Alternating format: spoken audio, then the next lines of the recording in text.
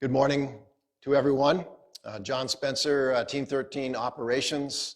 This is the Wednesday morning, September the 22nd briefing. And want to let you know that yesterday I was able to get out and do a hike within the fire footprint in Division Kilo Golf area. And my mission yesterday for getting out was just to see how quickly we're drying out and seeing what kind of activity that we're getting back with the fire's edge and the burning that's been going in our heavy fuels that are on the ground. And yesterday, walking through a forested canopy, was able to see actually open flame. And so with the amount of rain that we got under the canopy, still kind of dry in places, so flame is still, fire is still active. And I'm sure you all recognize that also, that despite all the rain, fire will continue to burn in some of our heavy fuels. So as the day's been drying out, we've been noticing smoke starting to pop up all over the fire. And so the fire's getting a fresh life and will become more active as the days increase. So we're being very diligent with our resources to make sure that they are continuing forward, to make good progress towards our objectives, and to be mindful to make sure that they have their LCES in place, our lookouts, communication, escape routes, and safety zones, and to treat this as still an ongoing working fire. So with that, I'll talk to you briefly about what we're doing in each of the divisions and what we accomplished. In Division Papa, on the northwest side of the fire, we relocated, brought our heavy equipment back in. The roads are drying out now, so we can bring the equipment back in without damaging the roads. And we're looking to re-engage on the 7020 road right along here to continue to prep our primary fire line. And so we still have logs to process and slash to move and clear so that this can be ready for burning if we ever come to that point down the road. And then also in Papa up here, they in this area, they were able to prepare the site for the curtain burner that we're bringing in.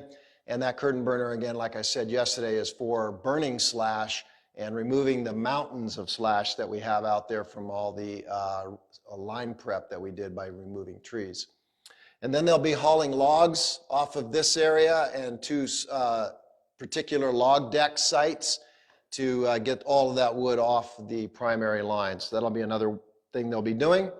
And then on the 6341 road yesterday in this area, they brought in a masticator to start masticating and clearing brush along the road because fire is getting very close to that road system. And we decided to just come in and do a little checking action, even though this is our primary line here, checking action to make sure that we slow it down and don't let it cross that road system. And then we had a spot fire designated a couple days ago just south of Pasola Mountain. You can see the little red dot here, south and west. And so crews were able to drive up and hike to that. And it's in a young regeneration stand of trees, and it's about an acre. And so today they're going to be assessing it for safety, whether they can get in there and actually put a line around it. And we'll see what they give us as the day progresses. We're expecting maybe some other small spots that might pop up somewhere in that area also. So that assessment will be, will it be worth it to engage that spot? And then moving on into Division Kilo Golf, all along the division on their primary line, they are doing suppression repair work on the road. Just the roads have been chewed up a little bit by all the heavy traffic. So they are actually grading the roads all along Division Kilo and Golf, and they're making really good progress. And the roads are looking really good. I was out there driving them yesterday. And so that's excellent work there. And then they are also continuing with some chipping of a lot of slash along the primary line. And so that'll be ongoing for a few days in Kilo Golf. And they figure that to get this whole line completed for line prep, they've got about 2 days worth of work still to complete as far as removing logs and slash along the primary line. Our suppression repair group up here in the Ripplebrook and Rainbow campgrounds made great progress yesterday, removing a lot of hazard trees, and they're going to bring in a chipper today, start chipping the slash from those trees.